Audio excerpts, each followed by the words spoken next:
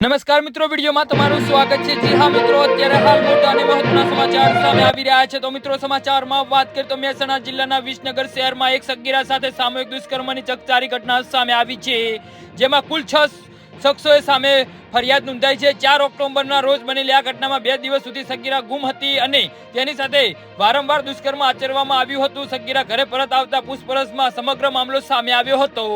જી હા મિત્રો, અત્યારે હાલ મોટા અને મહત્વના સમાચાર સામે આવી રહ્યા છે। પોલીસ સૂત્રો પાસેથી મળતી માહિતી મુજબ આ ઘટના 4 ઓક્ટોબરના રોજ બની હતી। રાત્રિના સમયે ચાલવા નીકળેલી એક કિશોરીનું પવન ઠાકોર અને વિજય ઠાકોર નામના શખ્સોએ અપહરણ કર્યું હતું અને કિશોરીને એક આવરી જગ્યા લઈ ગયા હતા અને જ્યાં તેની સાથે દુષ્કર્મ આચર્યું હતું। આ નરાધમો કિશોરીને શહેરના 3 ટાવર પાસે છોડીને જતા રહ્યા હતા અને જેના પગલે કિશોરી ઘરે જતી રહી હતી। જો કે થોડા સમય બાદ આરોપી પવન ઠાકોર અને ફરી તેના મિત્ર સોહમ ઠાકોરને લઈ આવ્યો હતો અને કિશોરીને ફરી એક ઓફિસમાં લઈ ગયા હતા અને ત્યાં બંને મિત્રોએ ફરીથી દુષ્કર્મ આચર્યું હતું અને કિશોરીને આદર્શ શાળા પાસે ઉતારી દીધી હતી।